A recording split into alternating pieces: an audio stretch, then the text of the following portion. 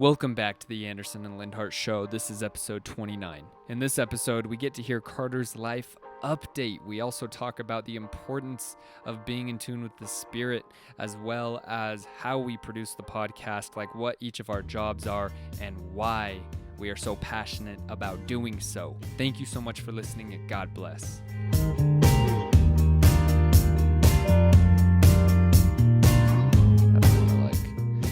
But he said, I hate violence in movies, hate. But Saving Private Ryan, for example, have you seen that movie? Mm-mm. It's really good. It's rated R though. It's a war movie, because I've heard of it, but they're intense. And he said, but Saving Private Ryan, for example, gave me a whole new level of clarity and perspective that I wouldn't have had I not seen it. And so, because that was like he's showing his different thoughts, because he's like, I hate violence in movies, right. But this super violent movie completely changed my perspective on life in a positive way. And it's like same, because I'm listening to Yeon Mi Park talk to Joe Rogan. It's like a 3-hour podcast, so I'm like halfway through it. But it's that Asian girl that talked to Jordan Peterson, and dude, she's telling this story about how and I read it in the book too, but hearing her tell it was really intense. She one time as a kid walking around, and there was this young man on the ground with his intestines and certain organs like liver and stuff coming out of his abdomen, and he was conscious, and he was begging for food. And she said, I didn't feel any compassion. I didn't feel bad for him. I think I remember listening to that I think she told that in Jordan Peterson's too. She didn't feel bad at all. And she said that haunts her. She's like, why didn't I feel bad? But it's because she grew up seeing, she said seeing dead bodies piled up, and she said we would see them floating in the river, the train station. They would just pile them up because they would get really rigid because it's cold outside. And so she said they were like wood planks. They would just stack the bodies up at the train stations to get them out of the walking ways. And so she said, you never ever thought anything about dead bodies. She said a fish in water doesn't realize the water. Same with the dead bodies. We didn't know, because Joe Rogan's like, what was it like seeing dead bodies every day? She's like, it was nothing. And so it's like hearing this stuff. She also talked about how the first time she had ever learned about sex was watching her mother get raped.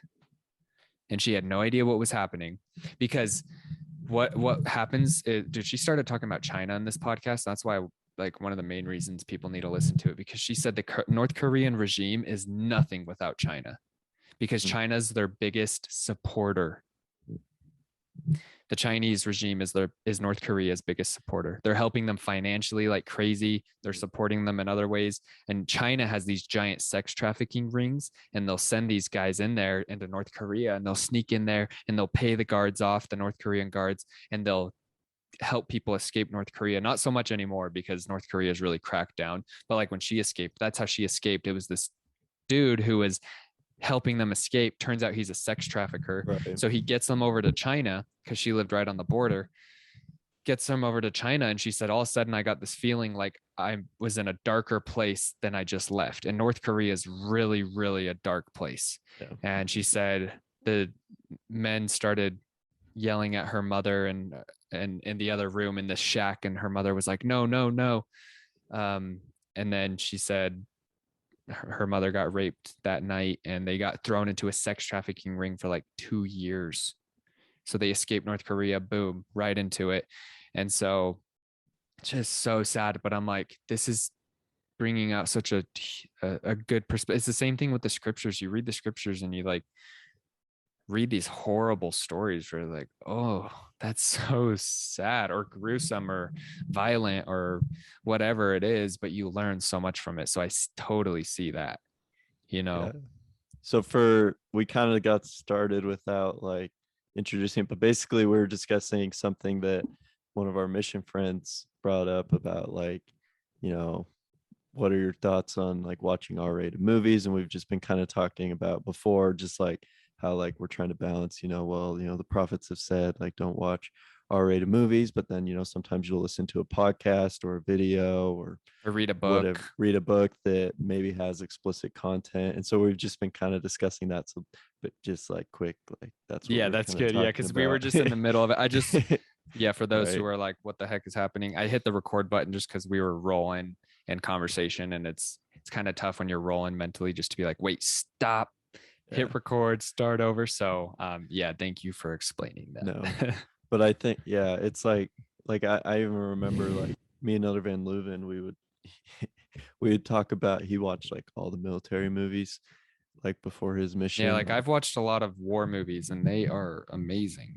and he would just like tell me about them. It was like my form of entertainment at that time. But like we'd be driving at night, and, he would tell me like the plot of American Sniper or whatever, and it was like moving me to like, not like super emotional, but it was like, dude, let's freaking go, like USA, like, and it would just like pump me up to like levels that I had never really like felt about being patriotic. There are times where I've continued to feel that way, but it was just like interesting because it's like, like obviously like being patriotic is important. And it's just like it's like this weird paradox where it's like, because like we talk about all the time, we're like, we are super strict with our music. Like we're like no like explicit music. Obviously, like I have like some explicit songs, but it's like maybe it like I don't like no F words or The main thing sexual for me with, I was innuendos. gonna Is say, the like, main thing yeah, for me with songs is, um, oops, I just dropped my phone. Is talking about sex in a denigrating way right, anytime. And so even if it's a clean version, like get that out of here. If it's a yeah, clean version, you still know what it's saying. And so like I'll listen to certain rap songs that might have an S word here or there, but it's like a pump up and I'm working out. But anytime, even if it's a clean version, is like I said, it's literally a knee jerk reaction. I'm just like, nope. Like that's yeah, too great of a thing to be denigrating like that. And by the way, I've tried to help people understand this. I'm like, hey, when you're listening to a song and it's telling a story, you visualize it right, unconsciously. Therefore, you could argue that it's a form of pornography. And I do make that argument. And so, even if you're listening to a clean version, if it's some denigrating language about sexual acts and you're just jamming out to it, but it's clean, so you're good. It's like, well, I encourage you to actually think about that a little bit deeper and be like, yeah, well, what kind of images is it making in my head? And honestly, my experience, this is personal, but since being married, certain like romantic songs that might have some sexual background to it, but in like a really beautiful way, I really like. But these where it's denigrating, get it out of here. Like it yeah, makes me feel just yucky. Yeah, just skip it instantly. It's like it's not even a question like, well, maybe it's just one part of the song. It's like, no, done. yeah. No, like I remember coming home from my mission. I think every missionary has this to some extent, but you like go through your old playlists, and like I love The Weeknd. Like his voice is awesome. Like he sounds like Michael Jackson. But I was like, man, I can Mm, only like listen to like two of his songs because yeah. it's just like, this is just straight pornography for your ears, man. And it's like, not, I mean, like it's not like, obviously it's not, it's a little bit better than actually like Yeah, watching like it's not an pornography. explicit image on, yeah. But it's like, like that's, I don't know, like it's just kind of crazy. Like there's a lot of good music that can inspire you or help you feel certain emotions, and it's a really powerful tool. And so it's like kind of crazy to think about how many people are just out there just listening to that music just constantly. And it's like, dang, like what kind of mental state or emotional state, or like even in your relationships, like where does that kind of put you at? And it's like, Mm. I mean, it's like, what, I can't remember what her name was, but the lady that came from North Korea to China, it's like, I can imagine it's probably a pretty dark place. Like, I look at my high school life, and, that was, I really did not care about clean music in high school. I remember like meeting with my bishop to go on my mission. I never really did like anything crazy before my mission. He's like, is there anything you need to clean up? I was like, the only thing I can think of is I should probably clean up my music a little bit. And he's like, okay, you should do that. And it was like, anyway, so it was He like, was probably like, that's it. You're a saint. Go on the mission, man.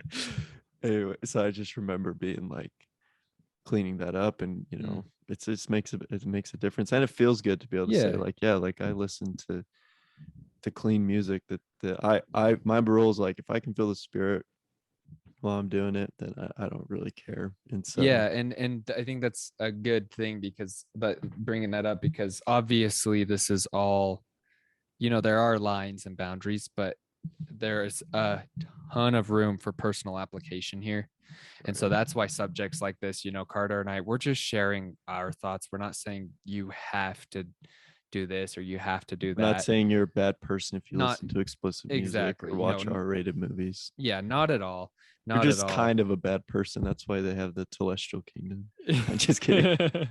um, sorry, I was looking for this quote out of that book. I like pointing to the books. Supernatural, Becoming Supernatural by Joe Dispenza.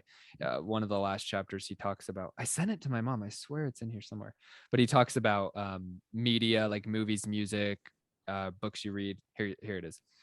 So this is directly out of that book. I just took a picture of the passage and sent it to my mom one day. He said, a good rule of thumb: don't watch anything on television or on the internet or participate in any mode of entertainment that you don't want to experience, not only before bed, but ever. Because a lot of people will say, oh, yeah, don't watch that movie or listen to that right before bed because then your brain, but he's like, not only that, like, but ever. So if you want to experience it, so that's a good rule of thumb. If you're, and see, obviously there's some subjectivity to that because it's Right. like a war movie.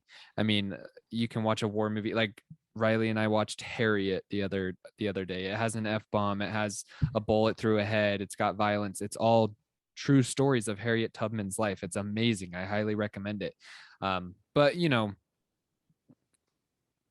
talking about, I think everyone can think of some things like personally that he knows what, like, what he's talking about. But if you Right. don't want to experience it, then quit listening to it or watching it or reading it.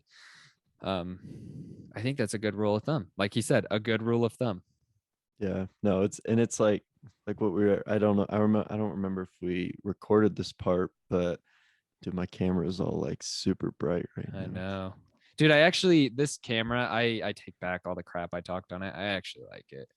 Yeah. It's No, kind of I mean, nice. your camera is definitely better than mine. Mine's just probably like a C plus. Yours If I is, was just using my laptop one, but I took the one from work, 1080p, bro. but I can't remember. But oh, we were talking about how like a lot of the times some of these more, I think we did talk about this, but I just want to like reemphasize it. But um like when you see some of these like crazy things going on in the world, like when you learn about a lot of the crazy stuff that's happening with sex trafficking, it's like, yeah, that would probably be rated R if it were turned into a movie because of how crazy and just messed up it is.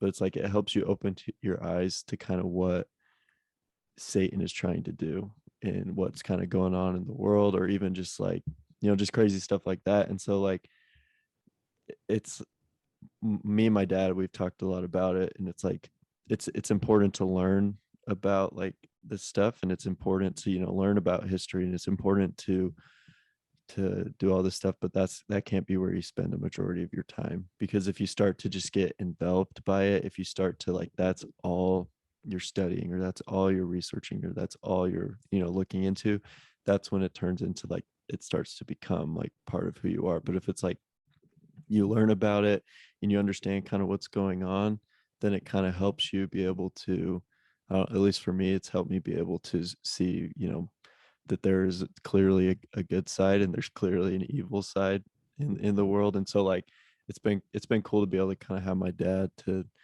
be there for like, a lot of those things, to be able to be like, all right, like, this is important to learn and to know about, but then to be able to like center that with like, there's only so much you as an individual can do about some of these things. And so I don't know if that makes any sense, but trying to like it's okay to learn about this stuff or to be exposed to it, because it helps you have a better view of the world and be able to understand more than just your own world. But it's like it's when it becomes your passion, or becomes an addiction or whatever. That's I'm not saying it's okay to go expose yourself to pornography, that's not what I'm saying, but like, yeah, anyway, so that would be It's like you're saying. Right now I'm reading this book called In Order to Live by, I think you say her name, Yeonmi Park. She's from North Korea, and it's so dark, the stories. In fact, she was 13 years old when she escaped North Korea. 1 week before she escaped with her mother, her stomach was hurting really bad, so her mom took her to the hospital. The town she lived in rarely got electricity. She said maybe once a month the electricity would turn on for a couple hours and then it would turn off. So most of her life she lived without electricity. So the hospitals were horrible, and the hospitals, there was nothing sterile. She said they would just reuse the needles and reuse the blades. And so they felt her tummy. She said no x-rays, no anything. They just the doctor pushed on my tummy and said, oh, you have appendicitis. Cut her open. No pain meds, no anesthesia, nothing. Uses this dirty knife, cuts her open. Oh, oops, your appendix is fine. She didn't have appendicitis. Sew her back up. Well, bye-bye. And she said more people died from going to the hospital because they would get these diseases from the blades and needles than if they would have just stayed home. They probably would have lived if they just would have stayed home. And so she's escaping a week after with this wound. I mean, that would hurt so bad. A dirty blade. They just sewed it right back up. They made a mistake. She didn't have appendicitis. Her stomach probably hurt from a lot of other reasons. Mainly, she said that she didn't know what it was like to be full ever until she escaped. She said that her and her sister would say, we could eat mountains of rice. I could eat rice forever. And they would try to one up each other. Oh, well, I could eat 5 mountains of rice and I could eat 10,000 times more than that, because they didn't have this concept of full. She didn't think you could ever be full. And so, but it's like reading this, puts me, when I'm reading it, it is dark and sad, but you need to, it's like the story of the Sleeping Beauty. You need to expose yourself to everything the world has to offer so you can, it's like you have to get inside the mind of the enemy, or else how are you going to know how to defeat them? And that's just part of it. There's more to it, but that's kind of one of the main things. And so, yeah, you really do. I would say you need to expose yourself to these things. Also, it helps you, it gets you away from becoming an ideologue. One reason is because you start to realize how complex the world is and how complex life is, and these simple, one soundbite answers, you're like, oh wait, no, that's not true. These one word answers. We'll talk about ideology one day. I'm excited to talk about it. It's really cool. But well, ideology is not cool, but it's a cool subject to talk about. But do you have anything else to say before we kind of get into your little life update? I just think like, just like my final thought would be, President Nelson, and I bring this up all the time, and I think a lot of members do, and they don't fully understand really what he's talking about, but he says to survive spiritually in these last days, you're going to be able to need to receive revelation. And it's like, I look at, the missionary rule changes, and it went from pretty strict letter of the law, and it still is pretty strict rules, but there's a lot more follow the Spirit, do what, is best that God wants you to do in that moment. And I was like, oh, okay. Like, I think, you look at ministering, and it goes from home teaching, where it's like, all right, I'm going to go visit them once a month, check that box, versus now it's like, all right, I'm going to be their friend. I'm going to be able to be there for them at all times. And that takes a lot more revelation. It takes you to be a lot more in tune with the Spirit. And so I just kind of think, like some of these things, like, learning about some of these things or seeing some of these things, it's like, if you were to be like, hey, Bishop, do you think it's okay if I go research a bunch of, North Korean sex trafficking stuff? And he'd be like, what do you do? No. But it's like, if you do it and it's by the Spirit, and if you feel like it's enlightening and it's helping you gain a better perspective, like it's just things that you got to follow the Spirit on. And it's like, for me, like the Spirit will tell me, all right, that's enough. Or he'll be like, all right, yeah, you probably shouldn't watch this, video on Instagram or whatever it might be. And it's just like, being in tune with the Spirit for me is really the only answer to the question of like R-rated movies or stuff that you should watch or not watch, because he'll tell you when it's like, all right, yeah, you probably should. Like I was saying yesterday, I was just watching this guy open sports cards. I don't think I've really talked to you about this much, but me and my dad have started to get into buying and selling sports cards. And so I was just watching this guy open a bunch of sports cards, and he kept dropping the F-bomb, and the Spirit was like, all right, it's time to be done. And I just like turned it off. And so it's just interesting. Like, the spirit will tell you when it's enough, and when it's okay or whatever. So that would be my only thing, is just follow the spirit, because it will keep you safe, but it will allow you to experience the things that you need to. And my favorite quote of all time, President Packer talked about, he's like, the spirit will not allow you to make a major mistake without warning you first. And so for me, like, that's been like huge in my life. I'm sure I've told this story 1,000 times, but like before my mission, I downloaded Tinder, and they didn't have mutual back then, so it was the only thing. But I remember I was preparing to go on my mission. Probably a dumb choice to get Tinder, but like Right before your mission. So I matched with this girl. I was super pumped. We were gonna meet up in Salt Lake and go out, but I was preparing, and I just read the Safeguard for Technology pamphlet or whatever, and that quote is like on page 1, like boom, right there. And I was like, oh dang, that's like sweet. Like, it kind of brings me comfort to know, like, I'm not gonna mess up big time without the spirit warning me first. It kind of brings like confidence, like, okay, I'm not, like, I don't have to worry so much about messing up. It makes you feel like you can take more risks. Yeah, Or because you're like go for things, because you're like, all right, if this isn't the right thing to do and it's going to end poorly, I'll at least have the feeling that that's the case before it right. happens. Yeah, and it makes me, because me and you, we both strive really hard to be our best self, and so I'm like, okay, like, I'm not gonna mess up major without the spirit telling me. Anyway, so I remember I just read that, and I was leaving to go to this date, and like my house to the stop sign was like 20 feet, and I remember I like couldn't even get to the stop sign before that quote just like popped into my head, and I was like, yeah, that's because I just read it today. Like, anyways, I turn left on my street. I'm passing the park. I'm going over a bridge. Boom, pops into my head again. And I'm like, what the heck? And the next stop sign is probably like 200 feet away, or I guess it's a stoplight now. And I remember it popped into my head again. And I was like, what? Like, this is like 3 times by now. And so I turn left at the stoplight. I'm headed down. There's like a Costco to our right, and the freeway is probably like, maybe a mile away. And I remember I couldn't even get past the Costco before I had to pull over and be like, all right, this is, I can't do this, because that quote kept popping in my head, that Heavenly Father or the Spirit wouldn't let me make a mistake without first warning me. And so I just texted the girl. I was like, hey, I don't feel good about this. So she had already was in Salt Lake. I felt so bad. I was like, I'm a terrible person. Where was she from? Do you remember? Logan. Dang. I think she we traveled talked. far and wide. Yeah, no.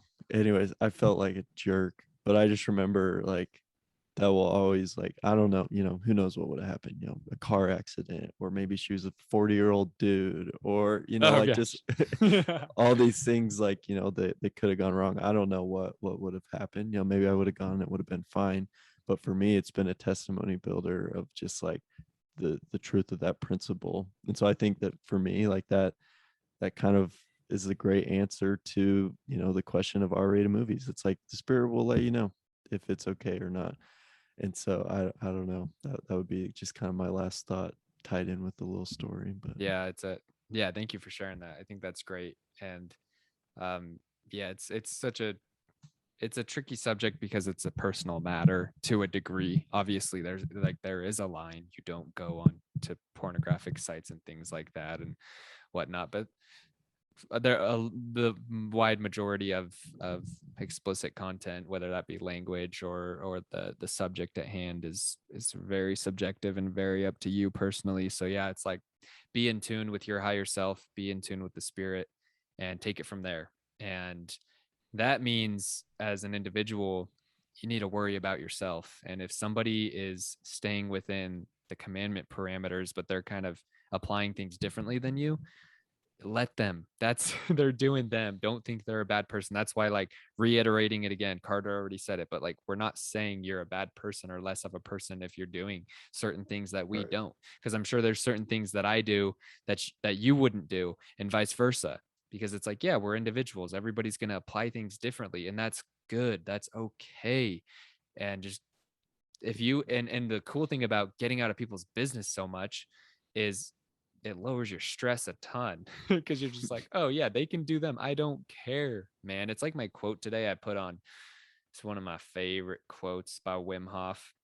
I put it on my story today. He says, he says before that he hikes Mount Kilimanjaro with people, and they hike it and they'll wear spiked boots because it's snowy, but they'll just wear shorts, no shirt, no anything. So just shorts and spiked boots. And he'll train these people in a week to be able to withstand the cold and hike the mountain. It's a really tall mountain. And he says every time before we go up the mountain, we say, no ego, we go. And ego obviously can be a huge factor in the gym with people. They're, oh, what is everybody thinking about me? People, I got to lift heavy. I got to look good, blah, blah, blah. But it can also, I think that's another subject. You should write this down. We could talk about ego one day. Ego is really deep. We could talk about kind of what is the ego? How does it play a role? But one thing the ego will do is start to compare. It's the thing that compares yourself to other people in a negative manner. It's the thing that judges people judging people based on your beliefs, and it's like, if you just let go of that and let people be them, oh man, you're going to feel a lot better. It's just it's almost refreshing. It's just like, oh, so I don't have to be responsible for everything they do, or I don't have to control them, or I don't have to constantly judge them 24/7. It's like, no, you can just let go and love and support and care for them and be there for them. And then watch how much happier you are. And then watch how much better that relationship gets with them, because now you're not going to be forcing this judgmental energy onto them. And they're going to be like, oh, you actually care. Like usually I get all tense around you, but now I can tell that you're actually just here to love and care for me, not to degrade the way I live my life. So anyways, that's some of my thoughts. Cool stuff. A&L Nation, get ready. This is focused. Gosh darn it. Oh, there's a really? glimpse. Nope. That's not gonna work. I was just gonna show you all the stuff, the to-dos or ideas we got coming for you. So yeah, it's a long list. Good, man. We need that. But yeah, anyways, no, I think that was like a good, insightful conversation, because I think a lot of people, struggle with that. They'll see their neighbor doing this and they're like, I see you at church on Sunday. And it's like, well, as long as they're in line with God and their bishop, it's not really, it's not our job anyways if they're not in line with their bishop. Yeah, whatever. it's not our job to be worrying about that. And yeah, it just let people live their life, but don't just let them run off a cliff. Right. Be there to help and support and guide them. No, don't screw you. Oh, yeah. You're getting addicted to meth? I don't care. Bye. It's like, no, have fun. Yeah, have fun, idiot. I'll give you some needles. There you go. Hurry up the process. Yeah, Carter's like, I got tons of sterile needles, man. I'll give you some. Maybe that I would help someone. It's like they were doing what even is meth? Heroin. Not meth. Yeah. I was like, they're using used needles, and I'm like, hey, let me help you out, dude. I'll give you some used or new ones. You're reducing the risk of getting a disease, so that's nice. Did you know that's ministering? That's a weird way of ministering. But anyways, one time I was watching live PD, and this girl, she was like at this well-known meth house. Like, cops know, we've had 10 arrests at this house in the past 3 years for meth. Like, this is a meth house. And this lady came out of the house, and there was some illegal activity going on in the car she was going to. So they had the right to start talking with her, and they said, is it all right if we pat you down? And she was being all weird, and she's like, yeah, whatever.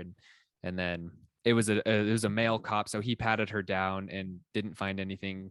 And then he said, I have a female officer coming right now, and she's going to check inside your bra. Do you have anything before she gets here? If you just give it to me, we can avoid a lot of trouble. Do you have anything you're hiding? And she said, no. And so the female officer gets there, pulls out a little dime bag of meth.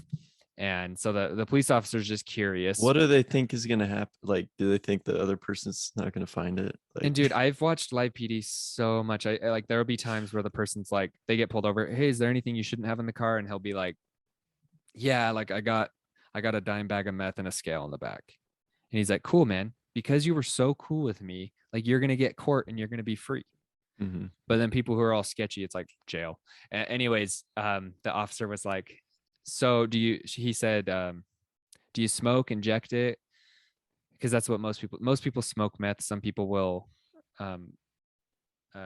reduce it down and inject it. And she said, I eat it. And he said, you eat it? And she's like, yeah, it's weird, but I eat my meth. He's like, you put the rock in your mouth and just chew on it. And she's like, yeah, I know, it's bad. It was like, dang. It was just funny because he's like, you eat it? What? Anyways, but that, yeah, if your buddy's on meth, I mean, you're gonna be there to try to get Help him him off out. that. But in the end, though, it's up to him, and you just need to be there to love, support, care for, be there for them. But you're responsible for you in the end, Right. always. So, anyways, I like that. I don't know how we even got. We just end up in these crazy I places. literally have no idea how in last episode how we started talking about sugar and I don't stuff. either. I really don't. I'll have to listen to it again. I just remember one moment I was giving a life update. Next moment I was going off on health. We went off. It wasn't Yeah. even like I was getting like fired up.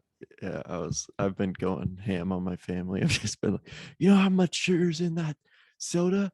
Well, you can't have any more sugar today. That's your whole sugar content. Dude, there's these protein bars that I'll eat at work sometimes because it's like the healthiest snack in the whole snack room. And today I was peeping the ingredients. Okay, keep in mind, this is a healthy protein bar. Guess what the first ingredient is? And Sugar. corn syrup, Okay. which is sugar. Corn Right. syrup, dude. I'm like, that's the first ingredient listed. And so I texted the picture of the ingredients to Riley and I was like, well, I'll never be eating one of these again. I was like, are you serious? Like, and she said, what is that? And I said, it's a quote, healthy protein bar. So yeah, man, the big food companies are out to get you. They're in it with, dude, they're in it with the big farm companies, the pharmaceutical companies. They work together. All right, I just want to we'll sell the big food, get everybody diseased. You sell them all the drugs, get them hooked. Boom. Big I just want to know who's in charge of it. It's a Like merger. who's the head honcho of this whole Bunch behind of this, but like the secret combinations, man. I just want to know who the bunch head of idiots, man. head honcho. Dude, because like on that sugar film, he's interviewing this guy who has it in with Coca-Cola. He's tied with Coca-Cola, and the guy is just completely dodging all his questions about sugar and stuff. And then the guy who made the documentary said, why won't you just answer my question directly? Like, because what he was talking about is how everyone's obsessed with this whole like calories in, calories out. That's how you lose weight. And it has nothing to do with what you're eating, just how much of it you're eating, which is a big lie that started in the early 1900s, which is not true. It really, really, really, really matters what you're eating. And anyways, this dude from Coca-Cola was talking as if it only mattered about calories in, calories out. And it's like the science is very clear that that's not true anymore. And so the guy making the documentary is like, dude, this isn't true. Like, or do you have ties with Coca-Cola or something? And he's like, I don't want to answer that question. Can we stop this interview? It's in the movie. Like, go watch it. And he totally calls this guy out. He's like, you're tied in with Coca-Cola. And then he talks about it after in the documentary. He's like, yeah, we later found out that dude has it in with Coca-Cola. So he wasn't going to badmouth anything. So it's like these big food companies are literally sending people out and they're paying them big amounts of money so that they can just keep spreading these lies to the people. Oh, it's okay if you drink one can of Coca-Cola as long as you don't go over your caloric intake. See, that's what their pitch is it's okay to drink soda as long as you're not drinking too many calories of soda. And it's like, get the calories out of your mind. What is the food you're eating or drinking? Anyways, I'm not going to get off on it again because it's really fun to talk about, but we can save it. I think we have it written down. Food for sure. Food. Let me just. And I'm sure once I finish this book, I'm gonna read. Then I have 2 books I need to finish before I get to it. So it'll probably be in September, but it'll be fresh on my mind and we can go off. So anyways, let's get to know Carter a little bit better. We haven't gotten to know Carter since last October when we did our first episode. Life updates. So yesterday, how many girls have you dated since October? All of them. Like realistic dating, boyfriend, girlfriend, 0. Okay, yeah.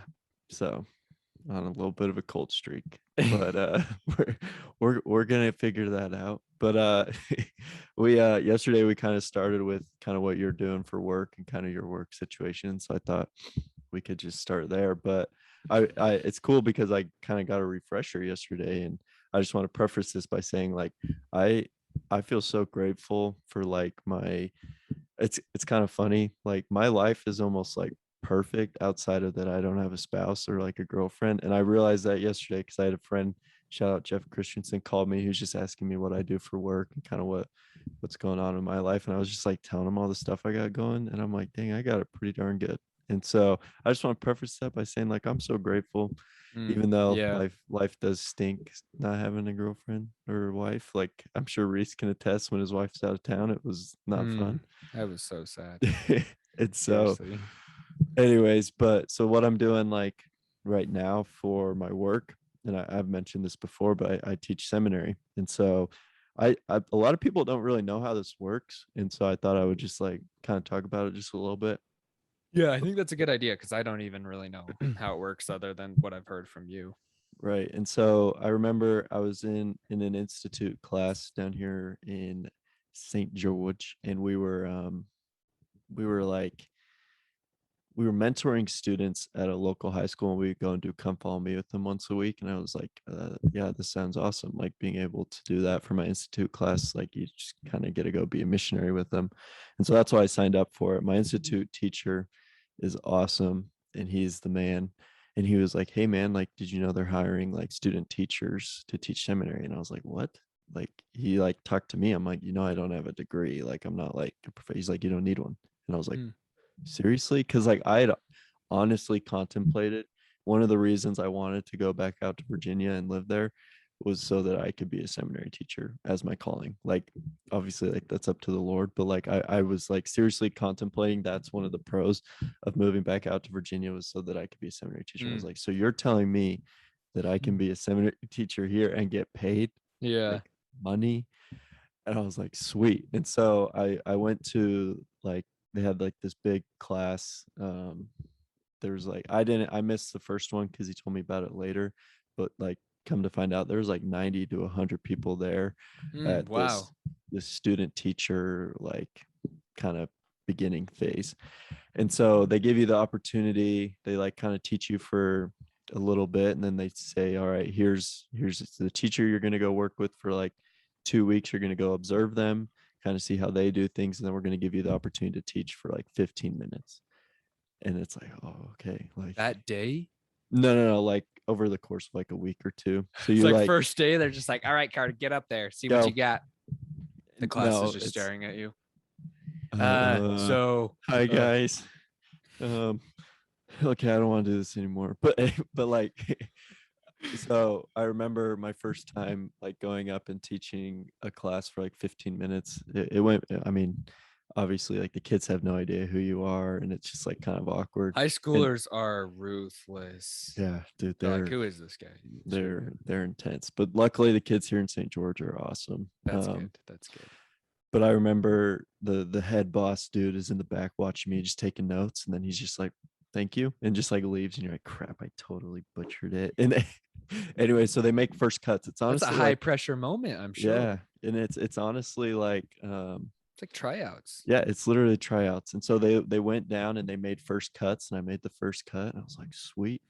And then they give you another teacher to go and observe for a week or two, and then they're like, all right, you're gonna have 45 minutes to teach a class. I was like, Wait, and how long oh. are these classes? How long is the full hour or whatever? They're usually like 70 to 80 minutes long. Mhm. So you're basically getting like half of the class Yeah. time. And so I remember watching and observing, and it's funny, the guy I was watching and observing, he's my coworker now. But anyway, so I watched and had the class for 45 minutes. And I remember, I don't know if this had anything to do with it, but I like, as we've talked about, like just life principles, I'm a big component of helping and not hoping. I remember the Spirit being like, hey, you should have President Drew Bay write you a letter of recommendation to this guy. And so I remember after I had just taught for a little bit, I just went up to him and I was like, hey man, like I understand, like I'm pretty young for this. Like a lot of the people I was in tryouts with were moms and dads. There's a few kids my age. But I just remember like going up to him and being like, I really want like to make this happen. So I remember handing him my letter from President Drew Bay. So probably that's the reason why I got the job, is because President Drew Bay just hyped me up. But He also has clout in the yes, church. I That's cool. I think didn't know you did that. he ended it by like saying like President Greg Drew Bay, President of Virginia Richmond Mission. Then he like threw in all of his like director of missionaries. Anyways, all of Inventor this, of hashtag LDS conf. inventor, yeah, inventor of Preach My Gospel, inventor of all the funny jokes in On comeunderchrist.org. comeunderchrist.org. It's not a steak, it's a steak. Oh yeah, Yeah, like or whatever you might be he thinking said. about a steakhouse, but it's something like that. We were like, do you have anything to do with this? He said, I can neither confirm nor deny And of we my knew. involvement. We knew. In that moment, that was his joke. Anyways, Yeah. so remember giving that to him, and then it was kind of like a waiting game because everyone else had to go through.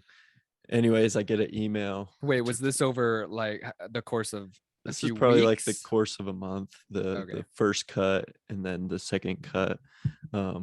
And so then like at the end of that month, I get an email saying you're gonna have the opportunity to student teach. I was like, I remember like fasting and praying that it was gonna work out. I remember I texted our AP group chat like, hey guys, like Oh, I can you remember this. pray Yeah. for me that this works out. Cause I like honestly, I was like, there's not a lot, I don't have a lot going for me right now at this time in my life. Like I was just in kind of a bad place. I was like, man, Heavenly Father, like this would just be so awesome, like to be able to have this opportunity. Anyways, get an email saying you're going to be able to student teach. I was pumped.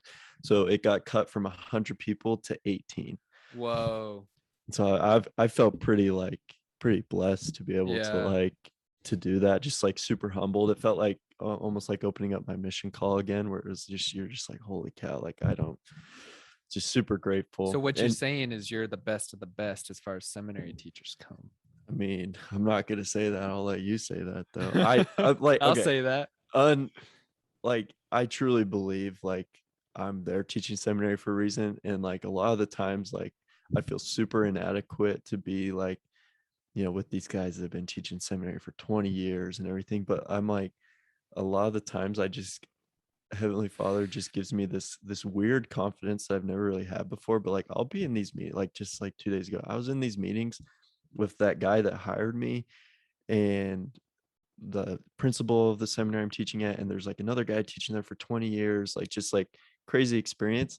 And the Heavenly Father will just prompt me to say things, and I'll just like go off, and it's weird. Like I don't have this like because I know I've put in the work. Like I read my scriptures every day. I'm worthy. I like do all this. Anyways, it's like crazy. So I honestly believe I'm a great seminary teacher. But that was a long answer to that. But I you gotta have confidence or else you won't be good. Anyways, for sure. but it's the Lord that helps me do that. So we go through and they give you a class that you're going to teach for a semester. So they have me teach a class, 2 classes, first period every day for a whole semester. And it went really good. We would have meetings like every other week. Wait, I'm sorry, I just missed that. How many classes were you teaching the first semester? Just 2. 2. And so okay. Like every morning I would teach an 80-minute class for probably about 5 months. Anyways, that was like an amazing experience. Those kids, like I just love them. I got a lot of kids that acted like me that were a little bit really? crazy.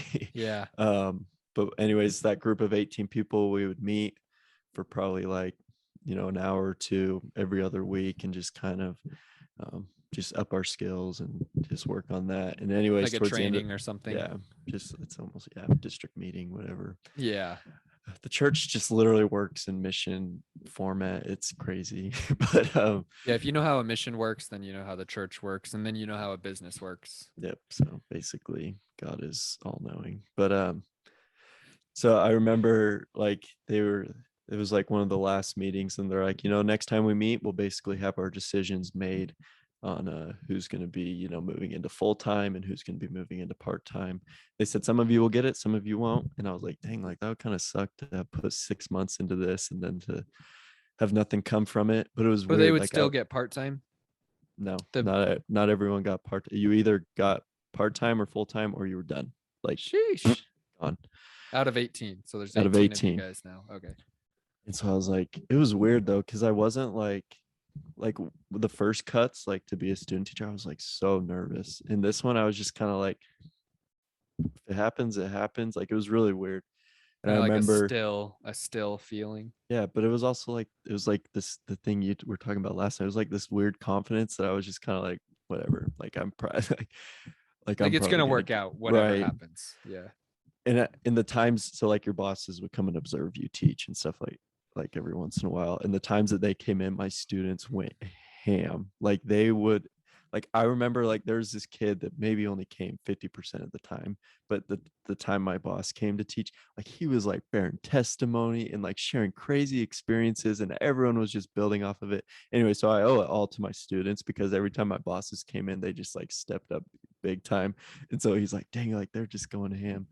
Anyway, so I remember after my class one day, my bosses come in and they're like, hey man, do you want a job? And I was like for real? And they're like, yeah man, we can offer you part-time. And so because I don't have a degree, they can't offer full-time, so I'm like Okay. maxed out at, you know, where I can be. Anyway, so they offered me a full-time position. I later come to find out that they only offered 2 people part-time and 1 person full-time. So Oh, whoa. out of So that 18. out of that group of 100 people in St. George that wanted to be a seminary teacher, only That's 1 person got competitive. hired. Yeah, only 1 person got hired to be full-time, and 2 people got hired part-time. And so I was just like, dang, like I just Dang, felt dude. so I grateful didn't to know it like, was that competitive. Like, seriously, good job. that's like 3%, dude. That's That's like, crazy. yeah. Anyway, so I'm super grateful and blessed to be able to do it, because it's just like, obviously, like I don't know what I'm gonna do with that professionally, like moving forward, but for me, it's just like the dream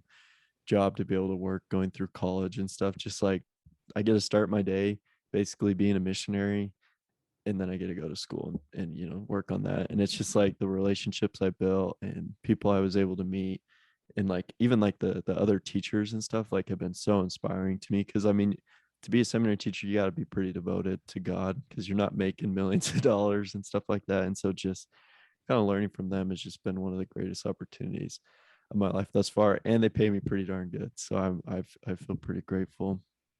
So that's what I'm doing, like quote unquote professionally. But one of the things that I also do to make money is I buy and sell shoes, and that's what I've been doing a lot this summer. That's where I make most of my money, honestly, which is kind of crazy. I remember Yeah.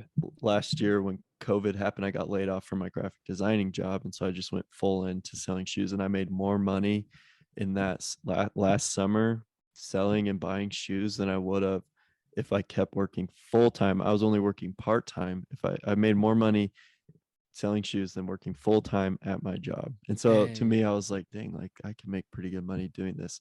So that's what I've been doing right now. I use the sneaker app, StockX and Goat, and right now I have probably like 35 sneakers just listed.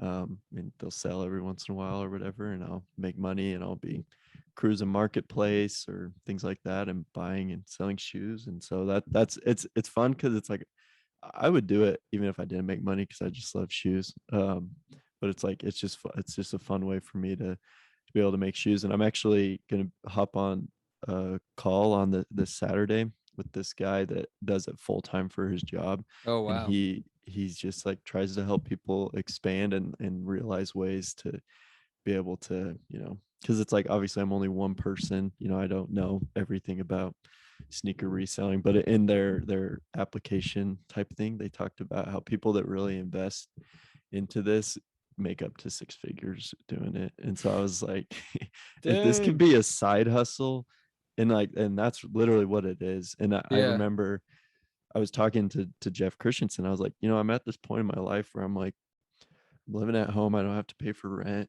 I don't have another spouse or person to take care of right now. I said, this is the time for me to take risks, you know, and to be able to do this type of stuff.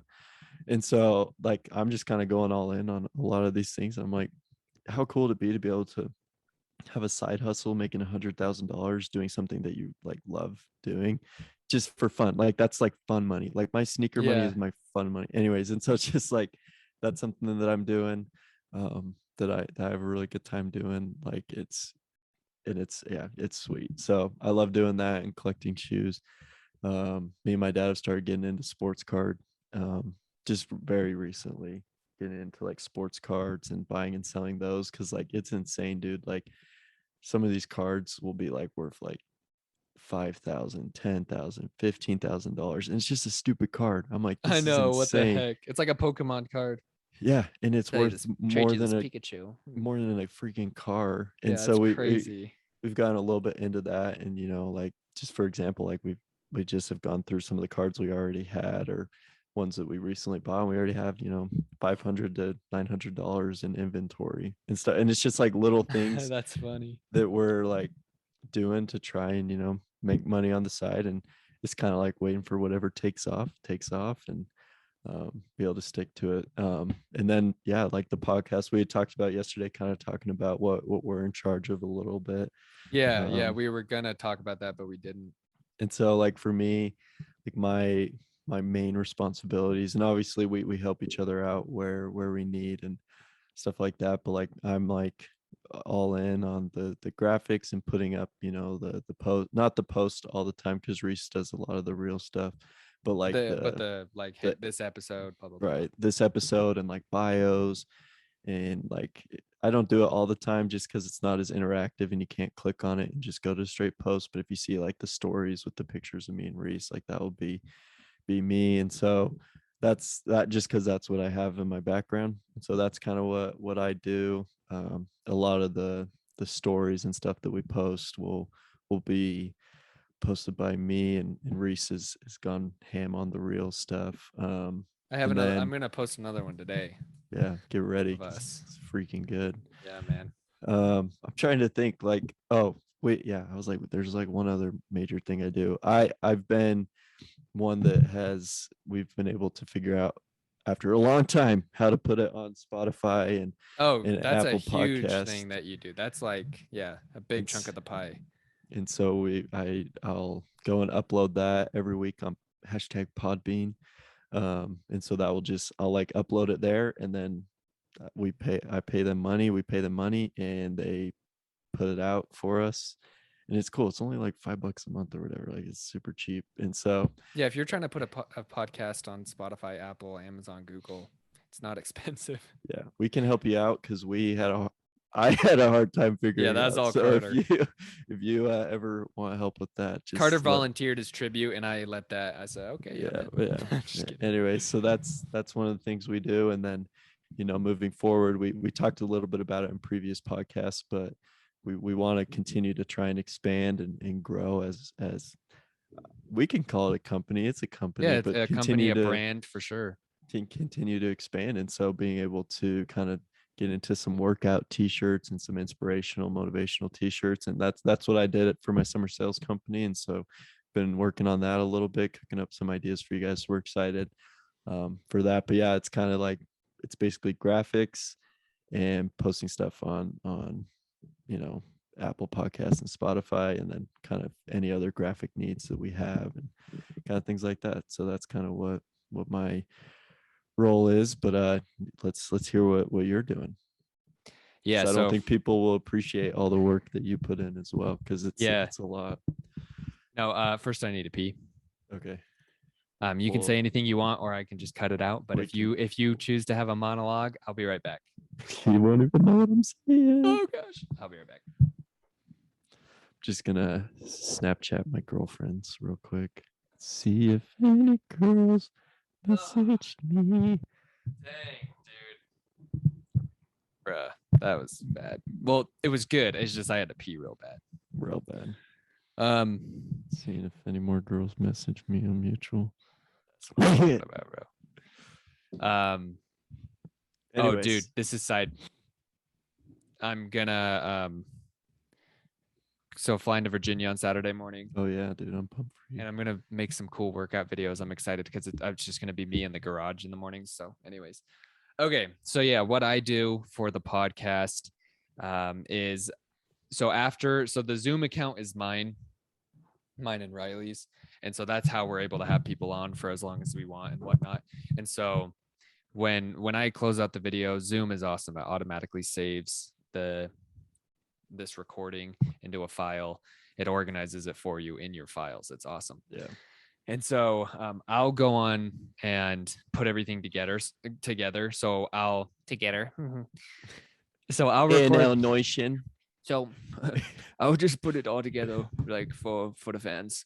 But I'll put it all together. I'll edit it. I'll record an intro. So I'll just be here in my room by myself, and I'll just be like, welcome back to the Anderson and Lindhardt Show. This is episode whatever.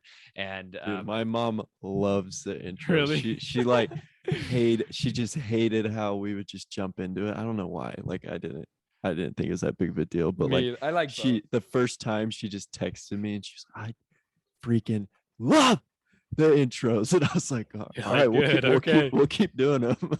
Yeah, and so I'll type those up and then I'll send it to Carter and he'll use that. Usually word for word, sometimes change it a little bit just so it'll fit on Instagram better. Yeah. But he'll use that for the graphics for the Instagram posts that are announcing new episodes. Because I hope you don't mind me saying this. I'm a little bit better with the English language. A little bit. I'll run it through Grammarly first, which is like the thing I use for my essays, so I don't look like a total moron when I submit my thing. Yeah. So usually the only things I'll change is like a comma or sometimes I'll take out a sentence so it will fit on my post. But yeah, usually it's word for word. But yeah, so I'll just type that up, I'll record it, the intro, and then I'll just send it as is to Carter. And then that beat I play in the beginning, I mean, that's just a free beat I downloaded. I like it. I think it's a cool intro. It kind of goes well with it. And so, and I'll make the thumbnail, put it on there, and then I upload it to YouTube. So I'll go onto YouTube. Now that we're on Spotify and Apple, I would say literally the numbers as high as 98%, 95% of our listeners are going on there. But some people still enjoy the video on YouTube. And I think it's fun for you and I to have kind of as that journal. And so I keep those. I'll put everything up on YouTube. I've gotten really good at that's become really easy for me to do now. Like it used to be like, how the freak do I upload a video? It's kind of cool how we've been able to like, I mean, and it's just going to continue to happen, but like things that were like so hard for us to do at the beginning, or just like not hard, but just like we didn't know how to do. Oh my gosh, time consuming. Now it's like it takes like maybe like 5 minutes to put a podcast on Apple Podcasts and Spotify. And it's like, dude, before that, it took us like that took me days to just figure out. I was just sitting on my computer. I'm like, yeah, I'm gonna lose my mind. Anyways. Yeah. And so that's another thing I'll do is I'll once I get it all on YouTube, I take the movie, like the MP4, and I put it on GarageBand and I convert it to an MP3. And then I put the MP3 on a Google Drive that we have. And then Carter goes onto the Google Drive, pulls the MP3 off there, and then can put the MP3 on the Podbean, which puts it on all the most of the platforms. Right. And then one thing that I started doing was the Reels, because we had been talking about doing Reels literally since the first podcast. I didn't know this. I was listening to the first podcast and we talked about how we were going to put snippets from it so you could see. So it took us a while to do that, but then I've started doing that. And so I've told Carter, like if he's listening to the podcast, one of our podcasts, and he hears something that's kind of just say insight. You've done it for now because we haven't used any of mine. So we're going to. This is Reese's this is his thing. So right now, all the reels that we have out so far has just been me skimming through all these podcasts and trying to find a good 60-second or less little clip that I can make into a reel. And then I've learned, you'll see, it's funny how, so the Instagram algorithm, it's cool. I really like how the algorithm does this, but I'm sure you'll notice it on any page that has reels. Their first reel that they post gets promoted through the algorithm pretty far. So I'm kind of pulling ours up and then trying to figure out the algorithm. Yeah. And so then I think I've pretty much it's just like Instagram, if you have a new page and you post a new reel, it's going to help you out a lot and get it out there into the algorithm. Your next couple ones, in our case, 1, 2, 3, 4, still got a good amount of views. The lowest one was 410, the highest one was 864. So between there, that's sick. And memories talk about it, we're like 410 people. That's a lot. Freaking congregation. And again, it's like, so this is cool because it's like Instagram helps you out. And so then we post another one and the algorithm kind of shoots it off, and then we'll post more, and then they'll be a little bit lower. And I think that's admirable of a platform like Instagram to be doing that to help people get more exposure. Right. But anyways, the reels have really helped. And I think it just, for me, like I love Jordan Peterson's podcast.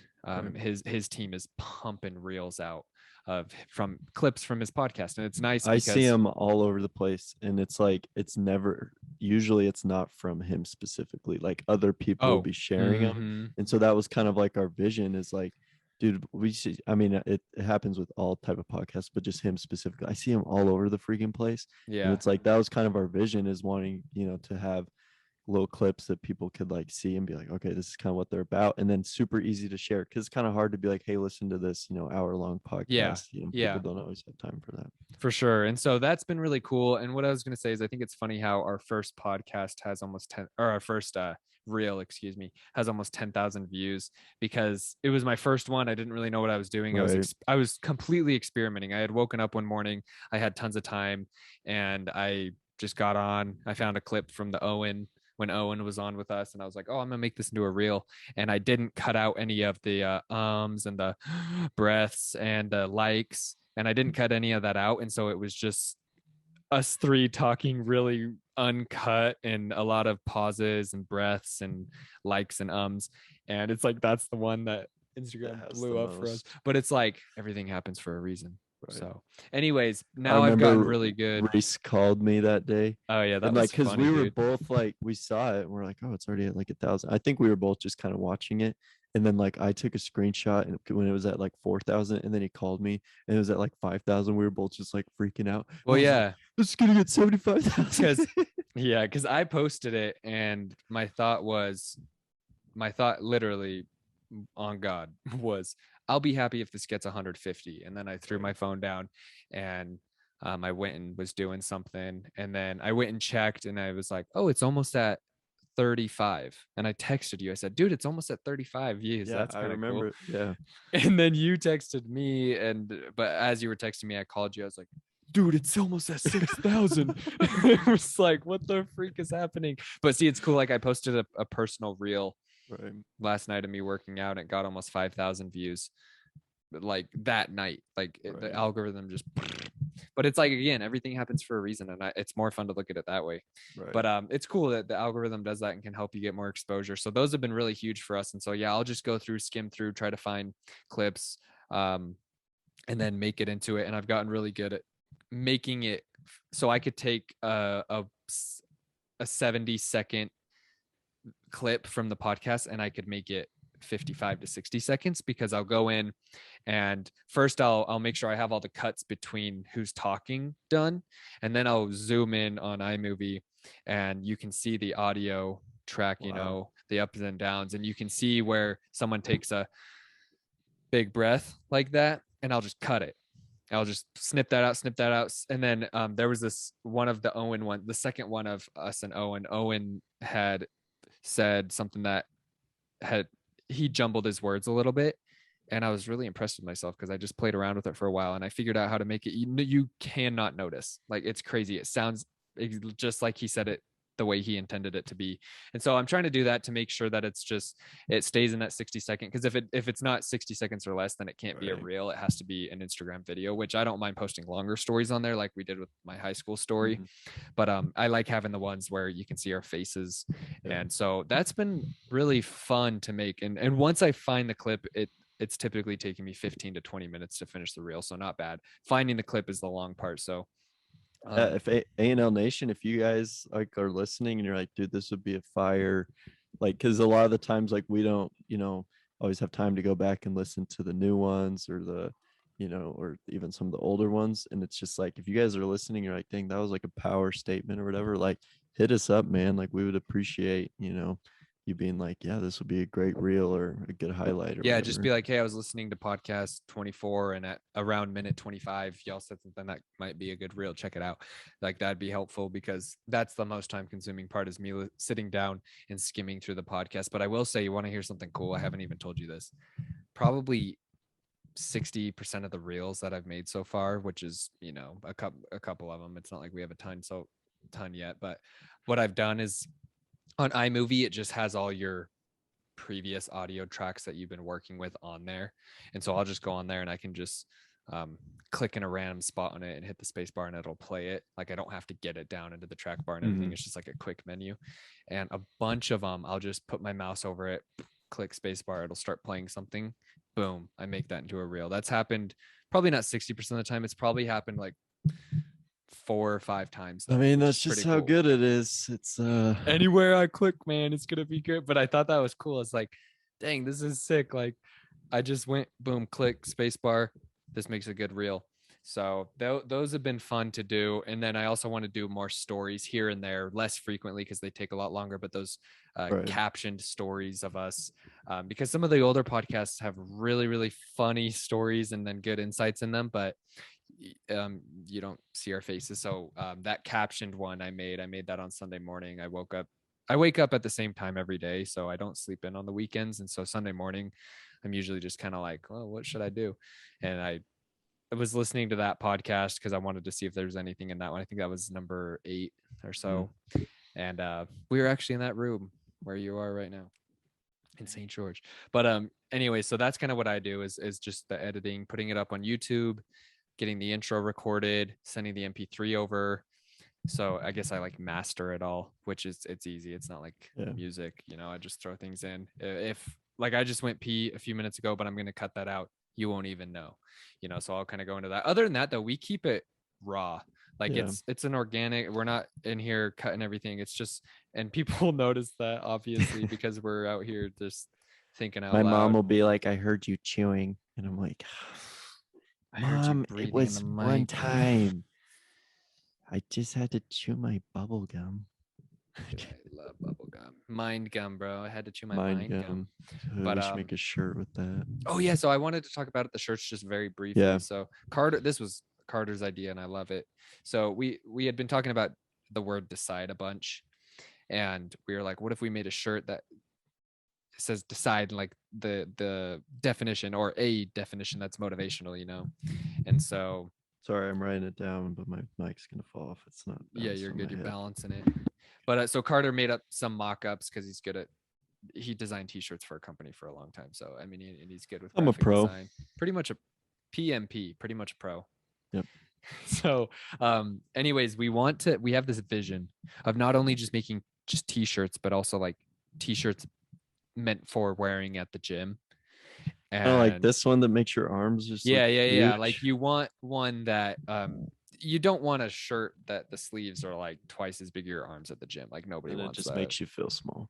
Yeah, and you're just like, I don't like even this. If you are big. Yeah, exactly. So it's also, fun to have real quick, I took my before picture yesterday. Oh, you did? Yeah, I took inspiration from you. I did it right after I got a bicep pump.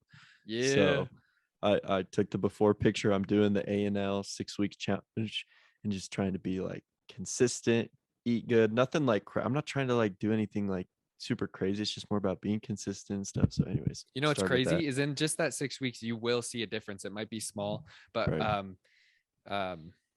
like Matthew Smith sent me a after picture, you can clearly see a difference, like even in his abs. And I'm like, wow, like your body can change fast if you work hard, and it can change fast the other way too. You can put on a lot of fat fast too and lose a lot of muscle fast. So it's really cool. But we want to make these shirts that have like power words, because language is very important. Boom, that's another podcast we should talk about, is how powerful your language is. The words you use. So I guess language, words you use, something like that. But words are powerful. And if anyone has been to the gym and has had a shirt that has, I told Carter there was a guy who had he's this guy I see at the gym every day. He's really strong, and he had a shirt on that said, it was sick because he was squatting and he was like dripping sweat and his shirt was completely soaked in sweat, and it said, being weak is dangerous. And I was like, that is so sick. Like, this dude's out here grinding. It's 5:30 in the morning. He's drenched in sweat squatting, and he's got this shirt on that says, being weak is dangerous. Like, that's a powerful statement. And when you wear a powerful statement on a shirt, you feel more powerful. And so we want to have this line that's like power words, I guess you could call them. So like decide and things like this. And then have them more athletic fitting. So they'll be a little bit slimmer to your body, fit a little bit better around the arms. They're not going to be like your boxy shirts. Some people like boxy shirts, but I don't.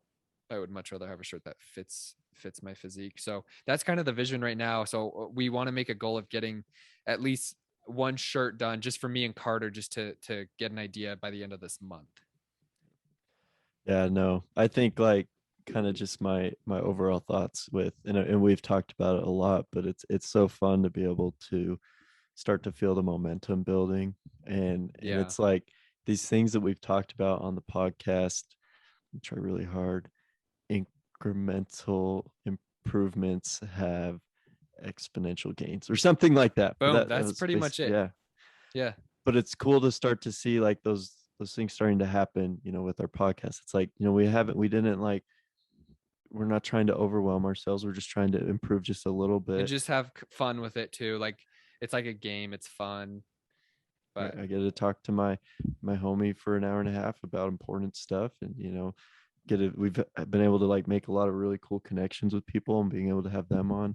And it's yeah. like, all right, let's improve the month of July. We'll try and get out reels. The month of June was let's get on Spotify and Oh, Apple that's a good point that Podcasts. you bring that up. That was a goal of ours, was to get a Mm-hmm. reel out. It wasn't just like, hey, I'm gonna get it out. Like we had talked and kind of had like a meeting and we were like, okay, July goals, let's get a reel out.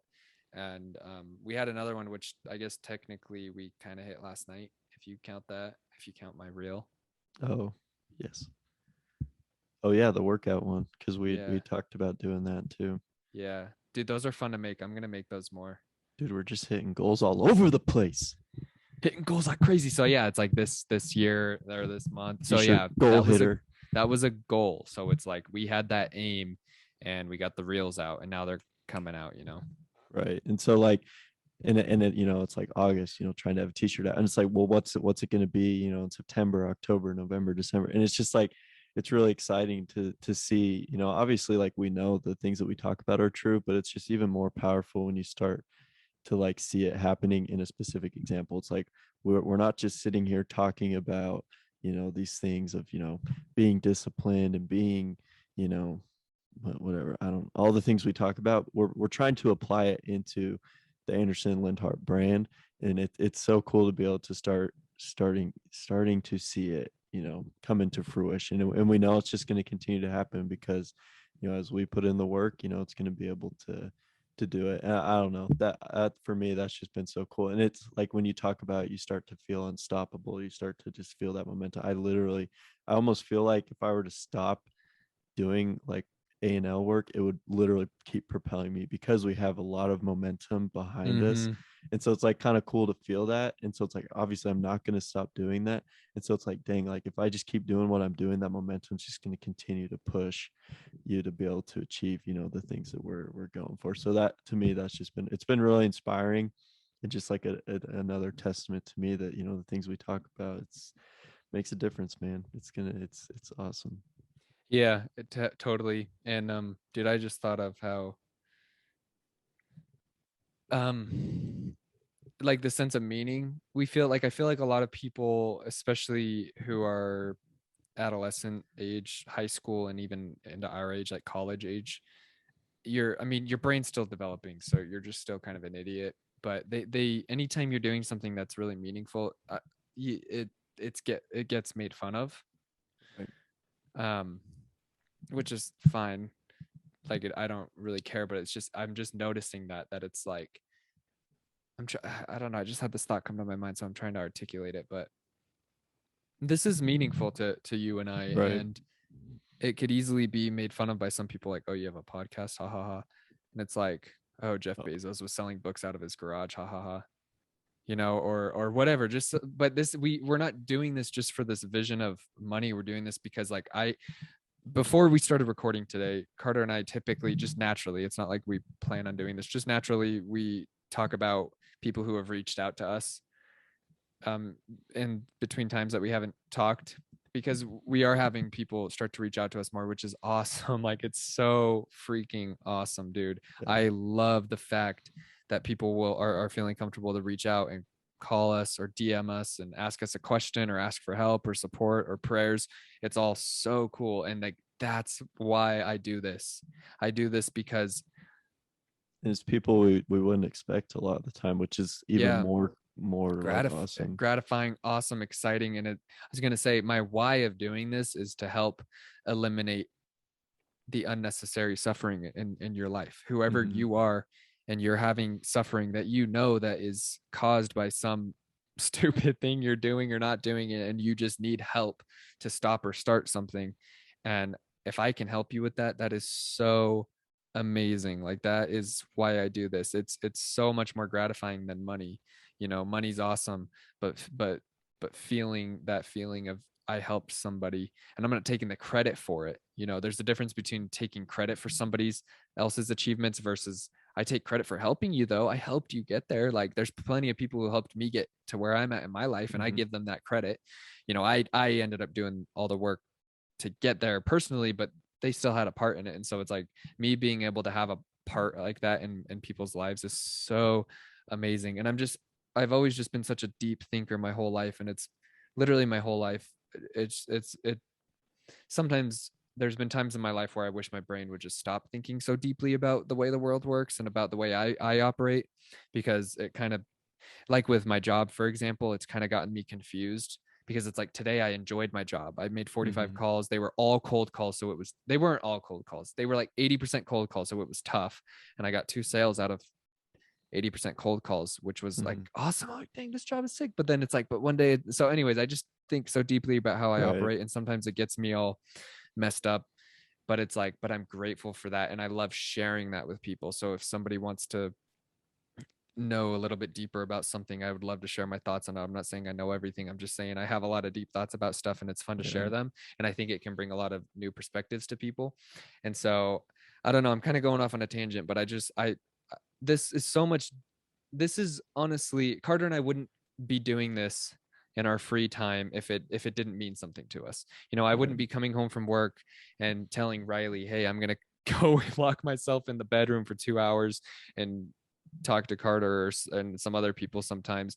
Like I wouldn't be doing this if it wasn't meaningful, you know, because it is meaningful and I do enjoy it and I know you enjoy it. And it's the why is to help people. It's like that's our why, is to help people get rid of unnecessary suffering and transcend the crappy life they're in right now, and to sap more of their potential that they have. It's like that's the why, that's what's driving this, that's what's driving us to do this. And it's so cool to see. That's what drives me to go to the gym and post it on my story so people could see that and be like, oh wow, like that's inspiring, maybe I can do that too. It's like, yes, you can do that, you can do that too, and I'm here to help you. If you need somebody to send you a text every morning, I can do that. If you needed me to call you every morning at 5:30, I'll do that. I'm up, I'll give you a call. Like I will help you. And seriously, 100% with all my heart, mean it. DM me, text me. My number's 435-754-9945. Send me a text, give me a call, like hit me up. I want to help you. And I know you would say the same. Right.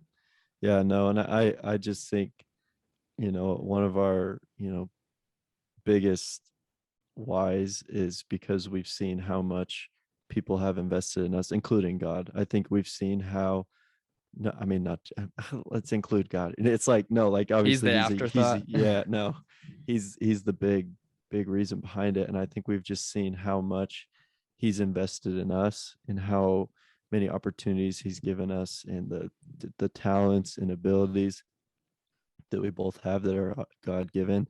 We want to be able to use those in a way to be able to bless people's lives. Like you always hear people, you ask them, well, what do you want to do for your job? You're like, I want to help people. And it's like, that's what, you know, I think most people have that desire. So then they go into the medical field, but it's like, anyways, but it's like, I think we, you know, we have that desire, but it's like, we're trying to make that actually happen. And that's the point of this, is we're trying to use our God-given abilities to the best of our ability to help people to be able to do his will. And so it's cool because like we obviously have like the, you know, temporal, you know, why behind it of, you know, wanting to eliminate, you know, any unnecessary suffering, being able to help you improve your life. But we have like this big spiritual why and foundation on that we believe that this is something that God wants us to be doing as well. And so that to me, that's what brings me the most confidence, is knowing that this is something that God wants us to do as well. And so it's just like, you know, if God wants us to do it, he's going to provide a way to continue to make things happen. So it's been, to me, that's been a really cool, like, revelation insight that I think we've both been able to have to some extent. Like we're like, this is something that God wants us to do. We've been talking about it for freaking probably like 2 years now. Probably, so yeah, probably 2 years now. To be able to, you know, see that come into fruition has been really cool. Yeah, and it's so much fun. I love creating new stuff. Like I love creating content. I didn't think I would be like a content creator, you know, because it's tough. It takes a lot of time. Yeah. Like sometimes the podcast has given me grief, and it takes me a while to edit it all and get everything ready. And but but I love it. It's so much fun to create content, and there's going to be more of that where It there's feels going to so be more good when coming you out, you like know? post it and everything's ready, and it just like that feels so awesome. Yeah. Oh, it feels great. One thing I want to start doing more is talking more about my nutrition openly on um Social media. yeah, on social media. A lot of people are seeing my stories, and they're seeing that I go to the gym, but it's like the nutrition is the biggest part of it. It's not that I Right. just go and work out. My workouts are typically um they typically run about 50 minutes a day. So it's not like I'm in there for 90 plus minutes. Like I'm usually in there for 50 to sometimes 70 minutes. It kind of depends when I get in there, and when I need to leave. I typically need to leave the gym around 6:30. So it's usually about 50, 55, maybe an hour. Mm-hmm. But it's like, so what am I doing outside of the gym that's creating these results in my mind, body, and spirit? It's nutrition is huge, and so I want to start talking about that more openly. Like I've been drinking celery juice every morning now for a while, and I'm going to Virginia, and my mother-in-law doesn't have a juicer, so I don't know what to do. You just have Anyways, to eat a buttload of celery in the morning. the other option is to blend it up and then have like cheesecloth and seep it all through. But juicer's way easier. It's so nice, dude. Oh my gosh, You're like dude. carrying your juicer around the plane. They're like, "What do you I can't bring? might. I I'm honestly like. bringing my juicer on the plane. You Like can't ice tell me, celery juice. Okay. Ever heard of it? Peace. idiot. It's grass-fed celery. It's grass-fed celery. It has no observatories. I just There's H2O components in it. You ever heard of that? H2O, huh? Yeah, probably not because you're stupid. Just put it on the plane. Gosh. You just throw. Dude, I Anyways, can't yeah. wait to go to Virginia. Oh my gosh, my brain at Yeah, work, that's I'm gonna just be thinking, sweet. I'm just like vacation, first And it's vacation gonna be all like you year. guys' like wedding, like Yeah, celebration a little bit. So it'll be our sweet. wedding party.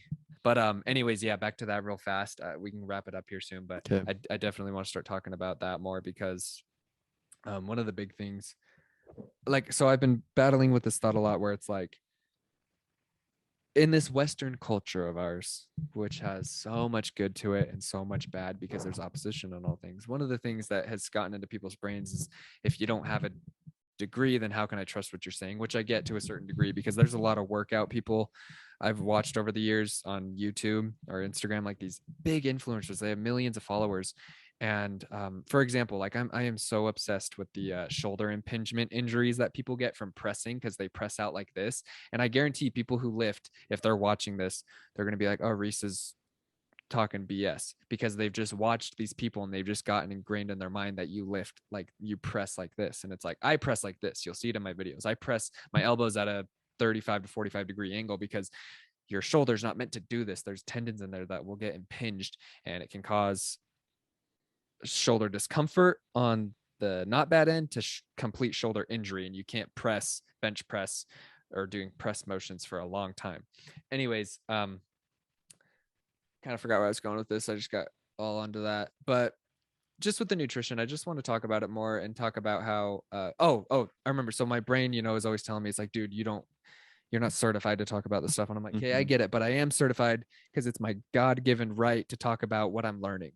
Mm-hmm. And so that's the approach I take, is like, hey, this is what's worked for me. This is all the research I've done. I can show you the studies that I've read. I can show you the articles that I've read. I'll give you the book that I've read. I'll send you the podcasts that I've read.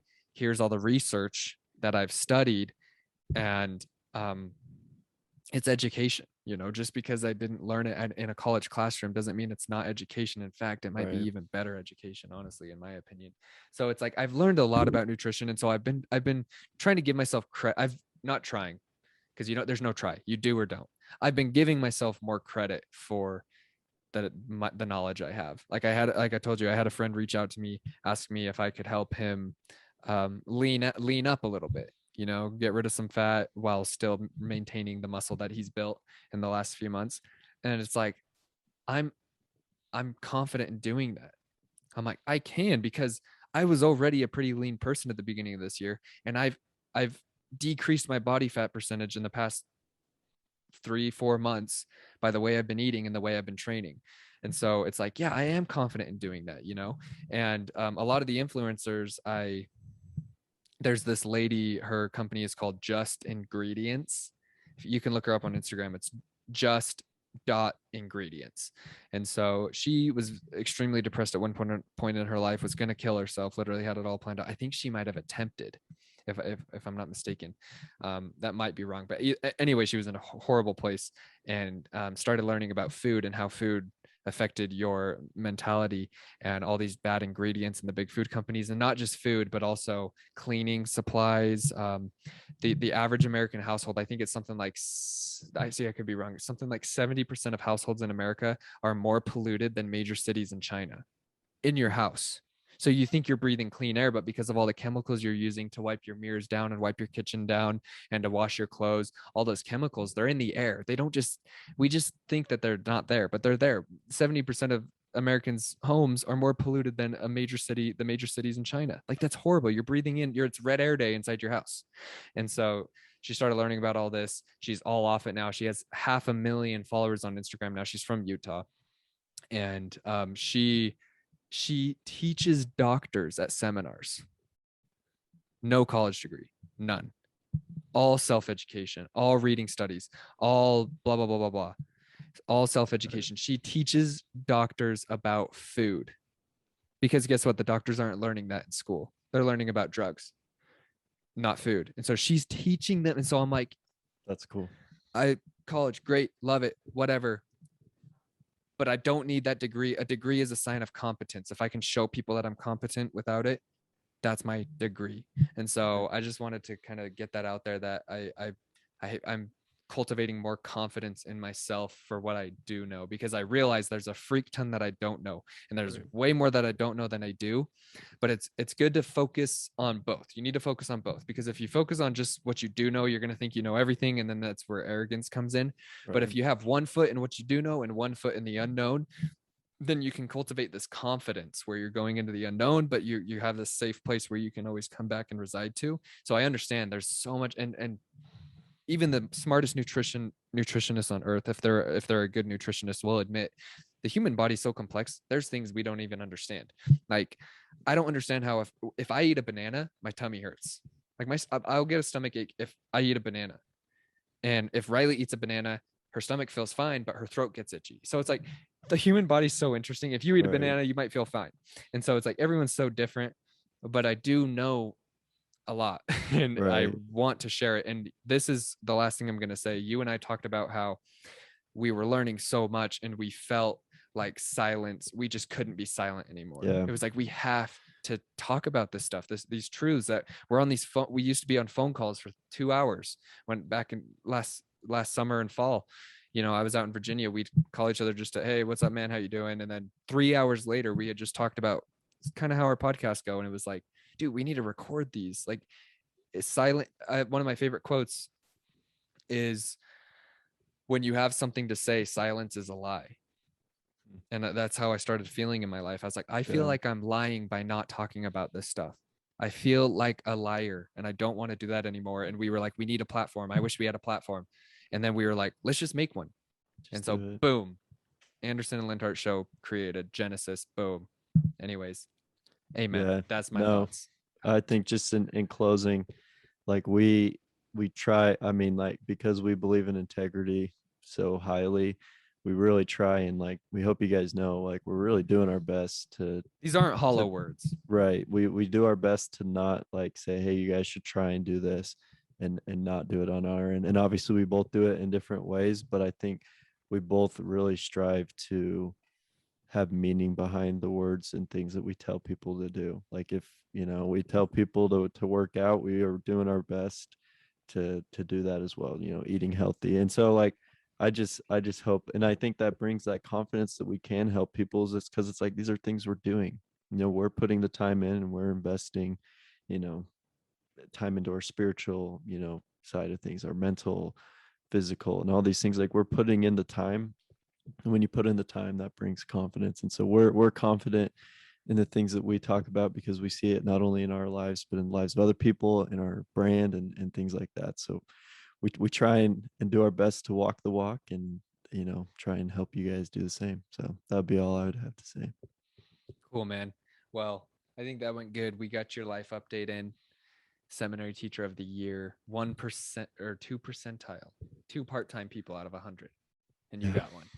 So you're in the top 2%. That's freaking awesome, dude. I didn't know it was that competitive. I didn't either before going into it, but I was like, just that's a very competitive funnel to get through, 100 to 3. Yeah, and like a lot of people were like, you know, like my first meeting, they're all like, yeah, I have my doctorate's degree from freaking Princeton and all this stuff, and they didn't get hired. I was like, it's like, whoa, God works in see, but like mysterious that's what we're ways. talking about, is like we don't have this education, we don't have this like, you know, quote unquote certification, but we know what we're doing. Like it's not like we're just, anyways, you know, we can go off on that. No, yeah, for sure. And so we're gonna keep giving y'all more content. I'm gonna get more content out about nutrition because it's just life-changing stuff. Carter's been doing really good with the sugar thing, dude. Like that's awesome. Like keep going. And see, like you were never really.